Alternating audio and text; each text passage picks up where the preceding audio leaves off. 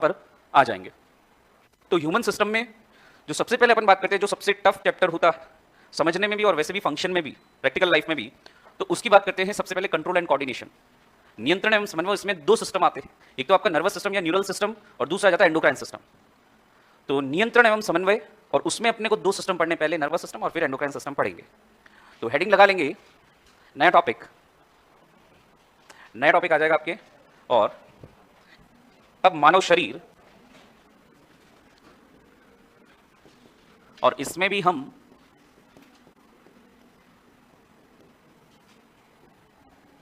Common language में बोल देते हैं नियंत्रण समन्वय। इससे संबंधित दो आपके बॉडी सिस्टम्स रहेंगे, कंट्रोल एंड कोऑर्डिनेशन।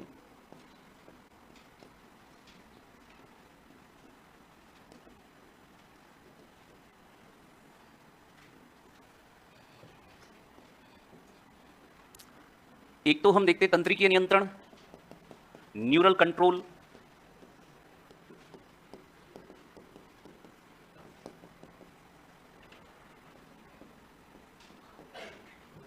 और दूसरा आ जाएगा रासायनिक नियंत्रण, केमिकल कंट्रोल।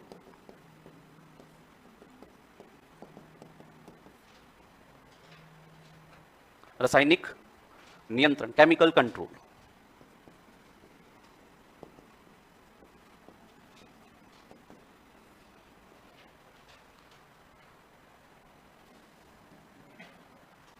तो न्यूरल कंट्रोल में तो हम बात करते हैं न्यूरल सिस्टम या तंत्रिका तंत्र की।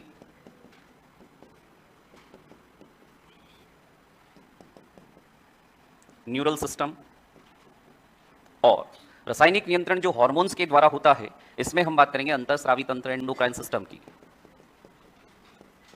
अंतःस्रावी तंत्र, एंडोक्राइन सिस्टम।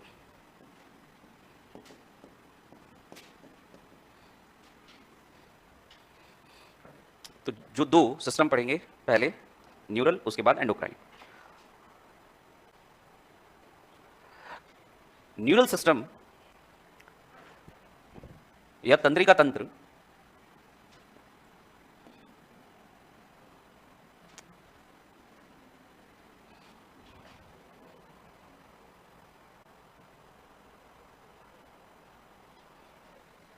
ये नोट किया आपने? कहां मक्खी आ रही है ये?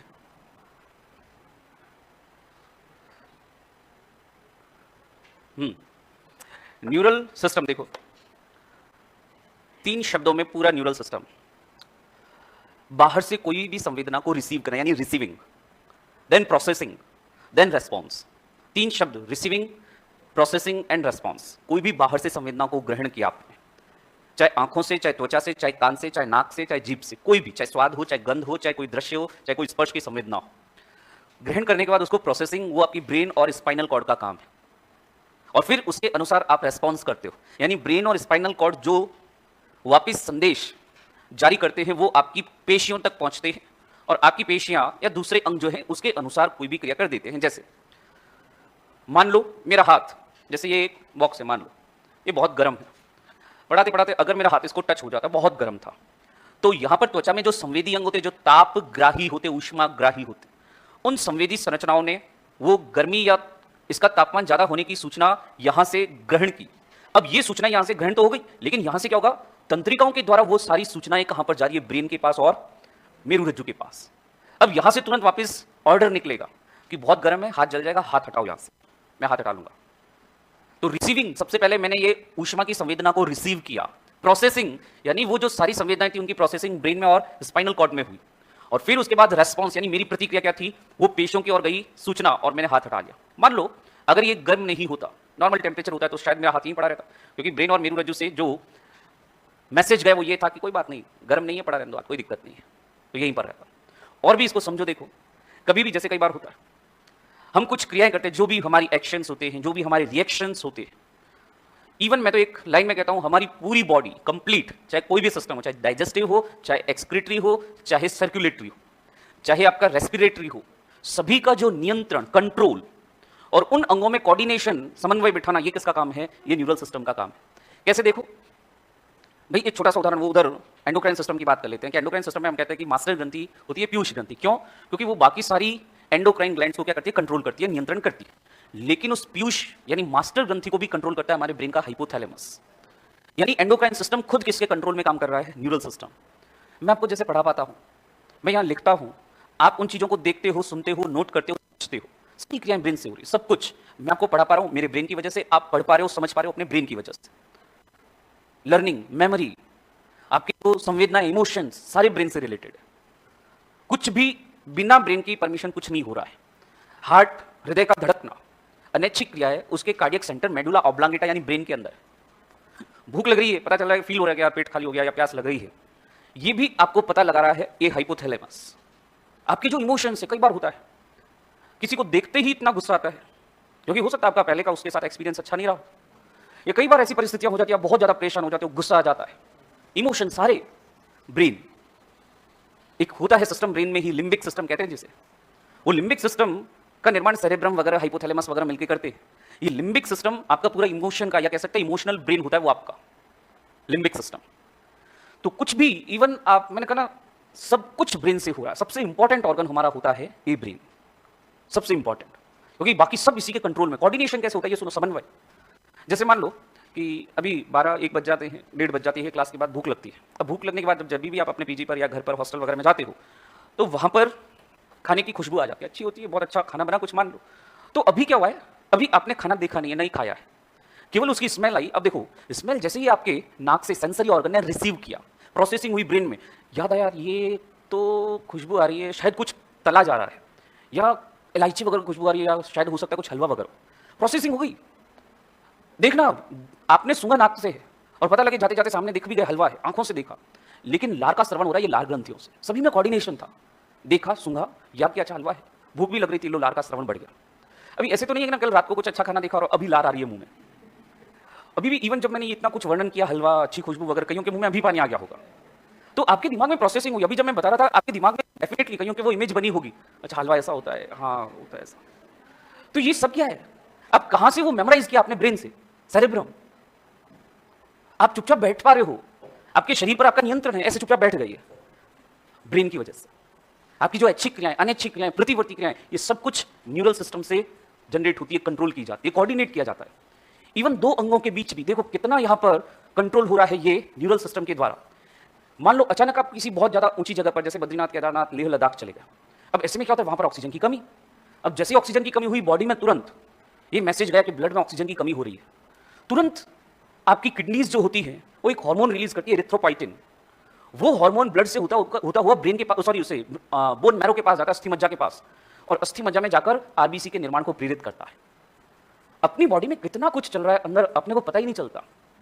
सब कुछ अंदर ऑटोमेटिकली एडजस्ट हो जाता है, आपको पता ही नहीं चलता। खाना खाया कब, वो पचा कहां पर गया। पढ़ते जरूर है यहाँ पर कि कार्बोहाइड्रेट का पाचन मुख गुहा से चालू हो जाता है, प्रोटीन और वसा का पाचन आमाशय से स्टार्ट हो जाता है, इंसुलिन हार्मोन आता है, ब्लड में शुगर लेवल को कम करता है। इतना कुछ चल रहा है लगातार, अपने को पता ही नहीं चलता। बहुत कॉम्प्लेक्स है, बहुत जटिल है मानव शरीर, और उस जटिल मानव शरीर में भी सबसे कॉम्प्लेक्स सिस्टम होता है ये न्यूरल सिस्टम।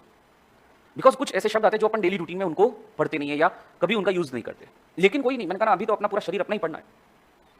तो अगर इस न्यूरल सिस्टम को एक डायग्राम के अनुसार या एक डायग्राम के अंदर मैं समझाऊं, तो उसमें क्या क्या पार्ट अपने को पढ़ना है और क्या क्या इसकी संरचनाएं होती है, ये सब इस एक डायग्राम में आ जाता है।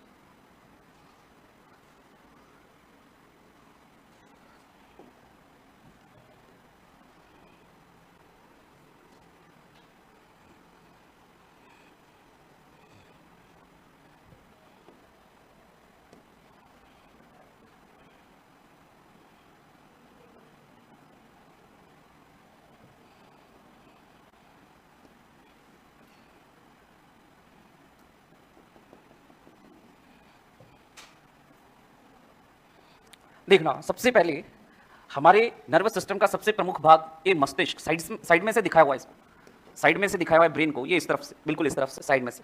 ये ब्रेन का निचला जो पार्ट होता है वो मेरुरज्जु के रूप में, मेरुरज्जु या स्पाइनल कॉर्ड के रूप में। अब यहां पर दो भाग, यहां पर मैं जो बना रहा हूं, आगे पूरा इसको अपन डिटेल में पढ़ेंगे, कौन कौन से भाग होते हैं, सेरेब्रम में कौन से होते हैं, सेरेबेलम में कौन से हैं, क्या इनकी संरचना है, सब कुछ इसमें आएगा। यहां पर मैं दो भाग बता रहा हूं, ये हो जाता है मोटर, सॉरी ये हो जाएगा सेंसरी या संवेदी, और ये जो ब्लू वाला है ये हो जाएगा आपके मोटर। या प्रेरक या चालक, प्रेरक या चालक या मोटर।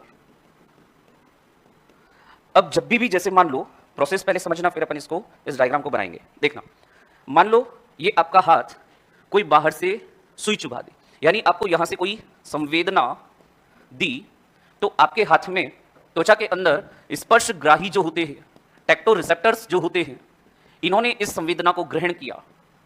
टेक्टो रिसेप्टर्स, इन्होंने इस संवेदना को ग्रहण किया। अब ये जो संवेदना थी ये पहुंचती है, ये जो संवेदी क्षेत्र होता है इसके पास,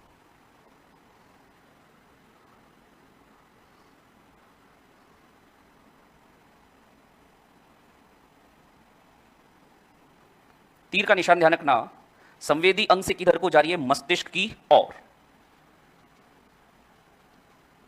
ये संवेदी क्षेत्र तक पहुंच गई सूचना, कुछ टच हुआ है, सुई वगैरह चुभ रही है, पहले से ही पता चल गया। अब यहां पर क्या होगा? वापिस आपकी प्रतिक्रिया आएगी, यानी आप जो प्रतिक्रिया देते हो, आपका जो रेस्पॉन्स होगा, वो अब यहां से चालक से होता हुआ या ऐसी चालक या प्रेरक तंत्रिकाओं से होते हुए ये इस पेशी तक, चाहे वो ऐच्छिक पेशी हो सकती है या अनैच्छिक, ये वाली कौन सी होती है? अनैच्छिक, स्मूथ मसल्स, अरेखित पेशियां, इसमें देखो कुछ रेखाएं है ना, ये कैसी होगी? रेखित या ऐच्छिक, स्ट्राइटेड और वॉल्यूंटरी मसल्स। ये जो लाने ले जाने वाली जो रेड और ब्लैक कलर में मैंने बनाई है ना, तो देखना इनको भी, डायग्राम से कई चीजें क्लियर हो जाती है। कैसे? यहां से संवेदना गई, इस संवेदना को मस्तिष्क और इस मेरुरज्जु तक पहुंचाने वाली जो ये लाल कलर वाली लाइनें हैं, इन्हें हम बोल देते हैं, क्या बोलेंगे बताओ भाई? क्या बोलते हैं इनको? एफेरेंट बोल दो या संवेदी बोल दूं? संवेदी या सेंसरी नर्व्स। और दूसरी जो ये ब्लैक कलर से बनाई है, ये वापस आपकी प्रतिक्रिया, जो भी रेस्पॉन्स ब्रेन या मेरुरज्जु से आ रहा है, वो प्रेरक या चालक तंत्रिका या मोटर नर्व्स, मोटर तंत्रिका, मोटर नर्व। अभी जो एफरेंट और इफरेंट है वो शब्द भी आगे लिख लेते हैं। देखो सेंसरी क्या कर रही है, डायग्राम को देखकर बोलते हैं अपन। संवेदी तंत्रिका या सेंसरी नर्व्स क्या कर रही है कि संवेदी अंगों से प्राप्त किसी भी संवेदना को मेरुरज्जु व मस्तिष्क तक पहुंचाना। प्रेरक या चालक क्या हो जाएगी कि मस्तिष्क और मेरुरज्जु से निकले संदेशों को प्रभावित अंग एवं पेशियों तक पहुंचाना। ये लीजिए, तो देखो रिसीविंग हुआ, सबसे पहले तीन शब्द बताए थे, रिसीविंग, प्रोसेसिंग और रेस्पॉन्स। रिसीव किया कहां से? संवेदी अंग ने। ये लाल तंत्रिकाएं यानी संवेदी या सेंसरी नर्व्स किसके पास ला रही है? मस्तिष्क और मेरुरज्जु के पास। तो जो पास ला रही है ना, उसके लिए एक हिंदी में शब्द यूज करते हैं अभिवाही, और जो दूर ले जाती है उसे कहते हैं अपवाही। अभिवाही को इंग्लिश में कहते हैं एफेरेंट, और अपवाही यानी दूर ले जाने वाली को बोल देते हैं इफेरेंट। तो चूंकि देखो लाल वाली क्या कर रही है? संवेदनाओं को मस्तिष्क और मेरुरज्जु के पास ला रही है, तो ये किस प्रकार की हुई? अभिवाही या एफेरेंट। और दूसरी अगर हम बात करें ब्लैक वाली, चालक या प्रेरक, ये इन मस्तिष्क से या मेरुरज्जु से निकले संदेशों को यहां से दूर इस पेशी तक ला रही है, तो इन्हें हम बोल देते हैं अपवाही या इफेरेंट भी बोल देते हैं। ये पूरा चैप्टर है आपका, जिसमें हम मस्तिष्क, मेरुरज्जु और विभिन्न प्रकार की तंत्रिकाओं के बारे में पढ़ेंगे। तो जो पीछे आपने फ्लो चार्ट बनाया ना, उसके बाद हेडिंग लगा लो तंत्रिका तंत्र, न्यूरल सिस्टम, और ये डायग्राम बना सकते हैं। न्यूरल सिस्टम, तंत्रिका तंत्र, और उसमें ये डायग्राम बना ली।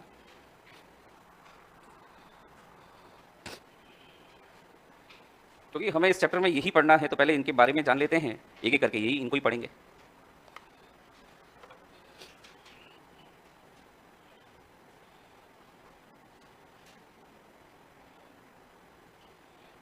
सर कुछ ऐसी डिशेज होती हैं, फॉर एग्जांपल हमें हलवा पसंद नहीं, तो क्या फिर भूख लगने पे हलवे को देख के या इमेजिन करके सलाइवरी ग्लैंड एक्टिवेट होगी क्या?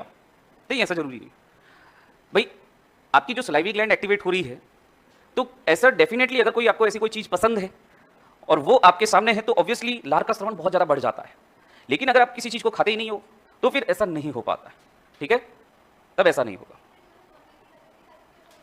नहीं, जो अभी नॉनवेज को देखकर किसी के मुंह में लार आ रही है ना, तो वो वेजिटेरियन नहीं है। वो फिर वेजिटेरियंस को ऐसा नहीं होता।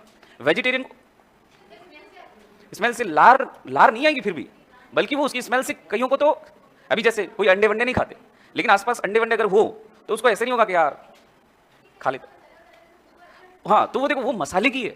अभी जैसे सब्जी में भी अगर वही मसाला डालेंगे ना, तो वो आपको वो अंडे या नॉनवेज की वजह से वो लार नहीं आ रही, वो किसकी वजह से आ रही है? उसमें जो मसाला या छोंक लगाया है ना, वो इतना, क्योंकि आपको पहले से उसकी टेस्ट है आपको उसका सब्जी में, तो उसकी वजह से आपको मेमोराइज होता है कि हाँ यार कुछ अच्छा है, तो केवल मसाला, ठीक है।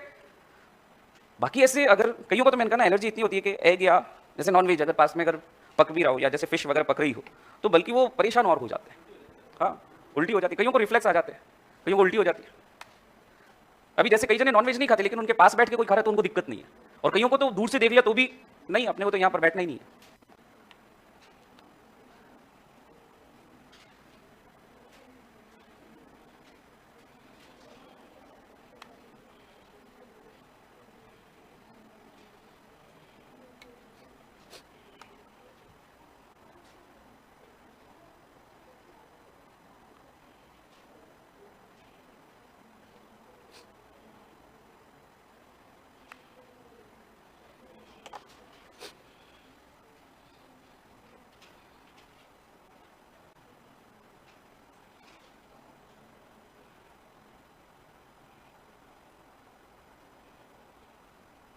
ये ऐच्छिक अनैच्छिक ये पेशियां हैं, अनैच्छिक पेशी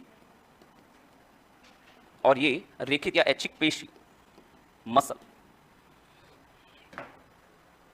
तो चाहे ऐच्छिक क्रिया हो चाहे अनैच्छिक क्रिया हो, अल्टीमेटली न्यूरल सिस्टम से ही उनको रेगुलेट किया जा रहा है।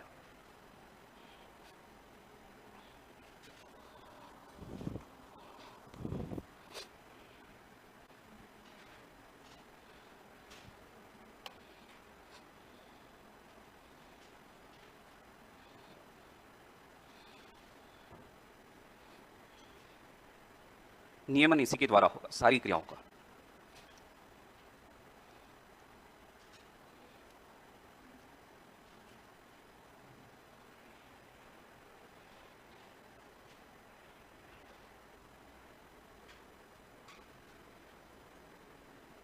बना लिया ये?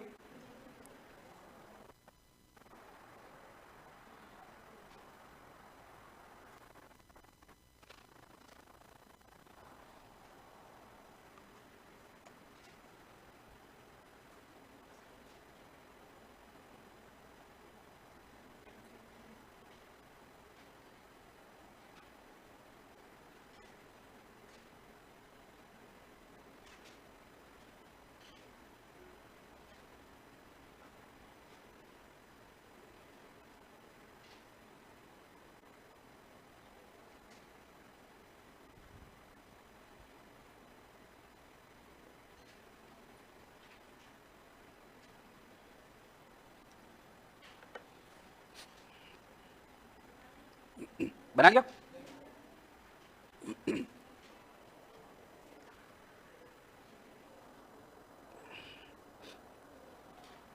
और भाई मानव शरीर है तो आप तो, अब जो टॉपिक है ना सब आपके शरीर में ही जो कुछ होता है ना वही पढ़ना है। बाकी अभी पीछे ठीक है एम्ब्रियोलॉजी में ऐसा लगता था कि कैसे कोशिकाएं इधर उधर जाती है, क्या ब्लास्टुला क्या गैस्ट्रुला वगैरह है, ये तो कोई बात नहीं, प्रैक्टिकली फील कर सकते हो।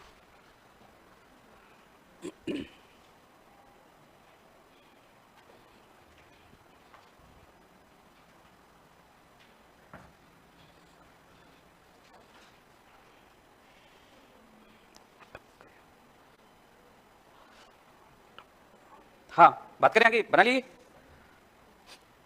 तो ये आपके नर्वस सिस्टम में बेसिकली एक डायग्राम जो पूरा चैप्टर के बारे में बता रहा है कि हमें क्या पढ़ना है। अब हम बात करते हैं कि भाई न्यूरल सिस्टम को डिफाइन कैसे करें, क्या है तंत्रिका तंत्र, जो मैंने 3 शब्द बताए थे, रिसीविंग, प्रोसेसिंग एंड रेस्पॉन्स। तो इसी के आधार पर मैं जो डेफिनेशन बना रहा हूँ वो सुनना कि आसपास के वातावरण से विभिन्न संवेदनाओं को ग्रहण करके उनके अनुसार प्रतिक्रिया देना तथा विभिन्न शारीरिक तंत्रों के बीच में समन्वय तथा उन पर नियंत्रण करना तंत्रिका तंत्र का कार्य है। अभी देखना, बाहरी उद्दीपनों के अनुसार या स्टिमुलाई के अनुसार रेस्पॉन्स तो पौधे भी करते, जैसे हम बात करते हैं छुई मुई की, जैसे हम बात करते हैं सूरजमुखी की।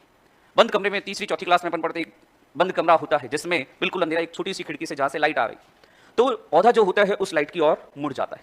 यानी पौधों में एक तरह से अपन ने फोटोट्रॉपिक गति या फोटोट्रॉपिज्म या प्रकाशानुवर्ती गति देखी।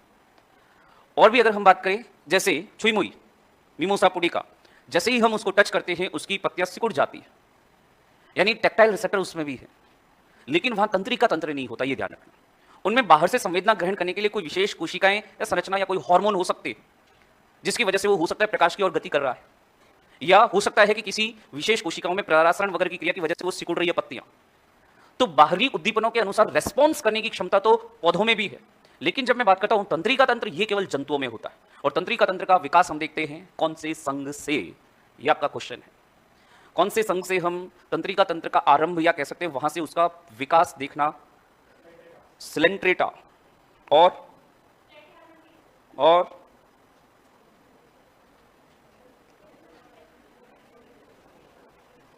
सबसे पहला जो मोस्ट प्रिमिटिव नर्वस सिस्टम जो है या तंत्रिका तंत्र, वो हम देखते हैं सिलेंट्रेटा, हाइड्रा। ठीक है, हालांकि देखो वहां पर कोई ब्रेन नहीं है या कोई वहां पर ऐसी मेरुरज्जु या तंत्रिका नहीं है, लेकिन नर्व सिस्टम का जो ओरिजिन होता है या न्यूरल सिस्टम का ओरिजिन हम वहां से देखते हैं।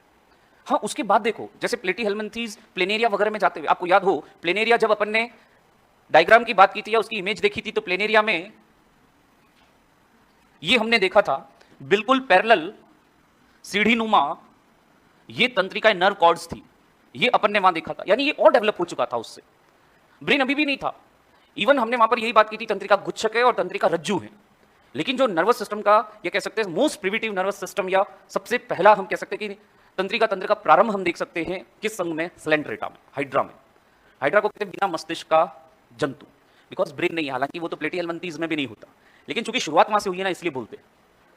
तो ये नर्वस सिस्टम की हम बेसिक जो शुरुआत वहां से देखते हैं, और जैसे जैसे वर्टिब्रेट्स वगैरह में भी जाते गए उसमें भी हम देखते हैं मैमेलियंस वगैरह में ब्रेन कैपेसिटी वगैरह बहुत अधिक होती है। उनका मस्तिष्क की या जो न्यूरल सिस्टम का डेवलपमेंट है वो मोस्ट डेवलप हम देखते हैं मनुष्य में, इसीलिए कहते हैं सबसे ज्यादा समझदार प्राणी भी वही है। ठीक है।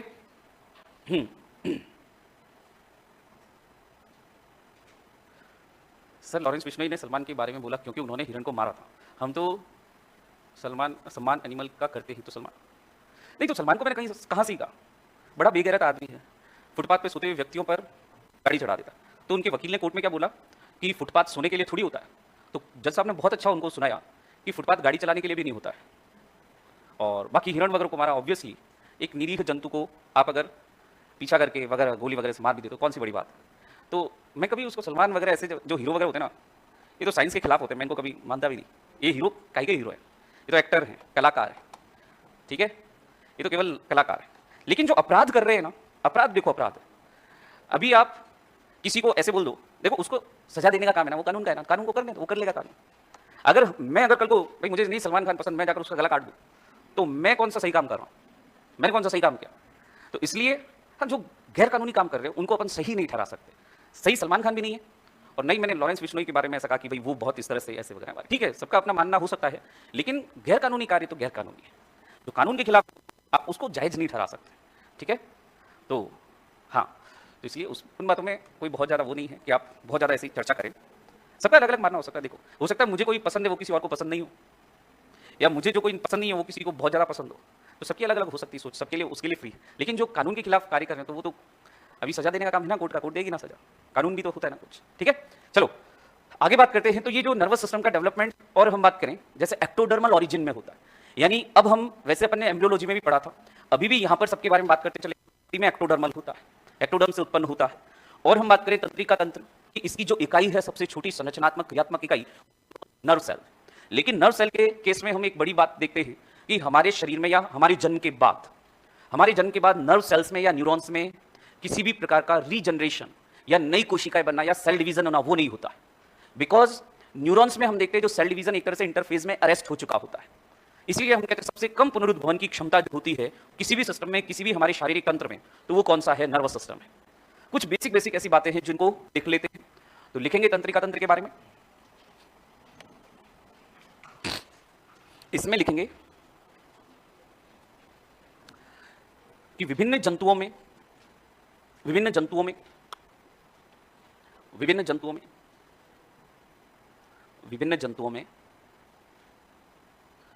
आसपास के वातावरण से संवेदना ग्रहण करना,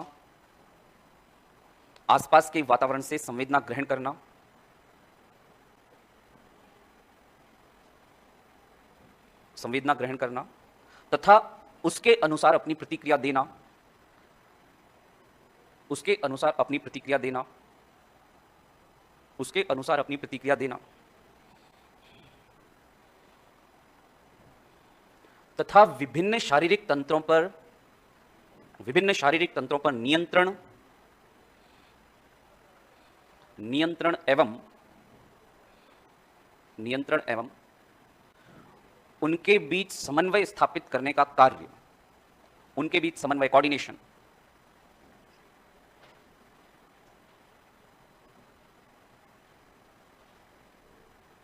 समन्वय स्थापित करने का कार्य तंत्रिका तंत्र का होता है, तंत्रिका तंत्र का होता है। नेक्स्ट, अगला पॉइंट लिखेंगे।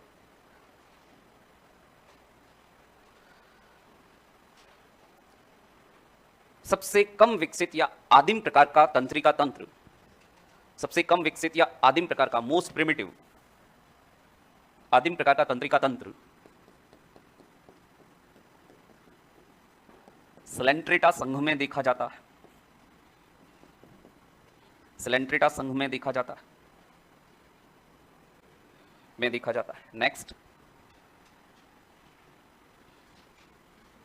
नेक्स्ट पॉइंट लिखेंगे।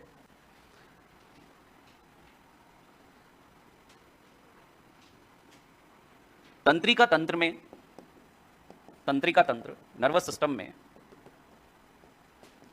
पुनरुद्भवन या रीजनरेशन की क्षमता सबसे कम, पुनरुद्भवन या रीजनरेशन की क्षमता सबसे कम,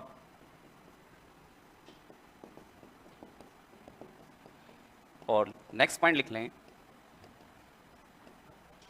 कि तंत्रिका तंत्र उत्पत्ति में एक्टोडर्मल होता है, तंत्रिका तंत्र उत्पत्ति में एक्टोडर्मल होता है, एक्टोडर्मल होता है, तंत्रिका तंत्र उत्पत्ति में एक्टोडर्मल होता है, एक्टोडर्मल होता है।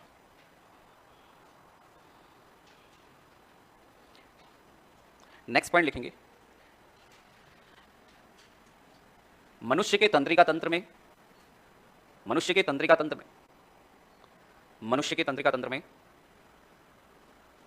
निम्नलिखित संरचनाएं सम्मिलित होती हैं, निम्नलिखित संरचनाएं सम्मिलित होती हैं, जो अपन ने डायग्राम में भी लिखा था वही लिख रहे हैं। मस्तिष्क या ब्रेन, मस्तिष्क, मेरुरज्जु, स्पाइनल कॉर्ड,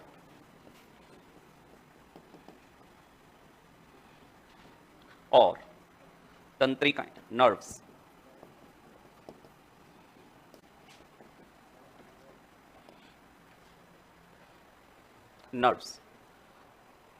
तंत्रिकाएं। अभी इन्हीं को थोड़ा सा और व्यवस्थित तरीके से वर्गीकृत कर सकते हैं। वो कैसे? कि हमारा नर्वस सिस्टम दो प्रकार का, एक होता है सेंट्रल नर्वस सिस्टम, केंद्रीय तंत्रिका तंत्र, एक होता है पेरिफेरल नर्वस सिस्टम या परिधीय तंत्रिका तंत्र। तो मस्तिष्क और मेरुरज्जु ये तो किसके भाग हो गए? सीएनएस यानी सेंट्रल नर्वस सिस्टम के, और तंत्रिकाएं ये आ जाती है पेरिफेरल नर्वस सिस्टम या परिधीय तंत्रिका तंत्र। तो ये इनका जो वर्गीकरण है, इसे हम, वैसे तो इसकी पूरा फ्लो चार्ट बनेगा तो उसकी बात करेंगे नेक्स्ट क्लास में लिखाऊंगा, लेकिन अभी समझ लो इसको, अभी क्लास खत्म नहीं हो रही है। तो इसमें जब हम बात करते हैं, देखो कोई भी, अगर हम तंत्रिका की बात करें, यहां पर मैंने दो लिखवाई आपको, संवेदी और चालक। तीसरी भी होती है, एक मिश्रित भी होती है, हालांकि यहां पर नहीं लिखा, जब अपन आगे पढ़ेंगे तब उसकी बात करेंगे। मिक्स्ड टाइप की, यानी वो अभिवाही अपवाही दोनों प्रकार की होती है। तो केंद्रीय तंत्रिका तंत्र में तो आ जाएंगे मस्तिष्क और मेरुरज्जु, परिधीय तंत्रिका तंत्र में आ जाएंगी तंत्रिकाएं। मेनली दो होती है, संवेदी और चालक, कुछ मिश्रित भी होती है। चालक यानी वे तंत्रिकाएं जो अपना रेस्पॉन्स यानी अपनी प्रतिक्रिया जो होती है वो प्रभावित अंग या पेशी तक ले जाती है। ये जो हमारी प्रतिक्रिया होती है दो प्रकार की हो सकती है, या तो ऐच्छिक होगी या अनैच्छिक होगी, यानी या तो आप जानबूझकर अपनी इच्छा से कोई रेस्पॉन्स दोगे या फिर अपने आप हो जाएगा। जैसे मान लो कि कोई भी, जैसे मैंने आपको कहा कि चलें आप नोट करें, तो आप वो लिखने लगते हो, आपकी ऐच्छिक क्रिया, आप अपने हाथ से नोट करते हो, उस दौरान आपकी पेशियां गति कर रही होती है, ऐच्छिक पेशियां। और कई बार ऐसा भी होता है, सुबह से आए हुए भूखे बैठे हैं, खाना नहीं खाया, नाश्ता भी नहीं किया, और अब क्या होता है, भूखे पेट में से कई आवाजें आती है ना। जब भूखे होते हैं अलग अलग प्रकार की आवाज आती है, उन आवाजों पर आपका नियंत्रण नहीं होता, अंदर से आवाज आती है करती हुई, ऐसे आती है ना, आती है, सबके आती है, नहीं आती तो एबनॉर्मल हो। भूखे पेट में आवाज, क्योंकि अनैच्छिक क्रमाकुंचनी गतियां होती है आपके आहार नाल में। तो ऐसी भी देखो, यहां पर एक तरह से आपके ब्रेन के पास ये मैसेज गया था या ये संवेदना गई थी कि पेट खाली है, तो वहां से वापस जो अनैच्छिक पेशियों के पास वापस संदेश आता है और आपके क्रैम्प्स या कह सकते हैं क्रमाकुंचनी गतियां होती है, तो आपको लगता है अरे हाँ, आपको भूख का एहसास होगा।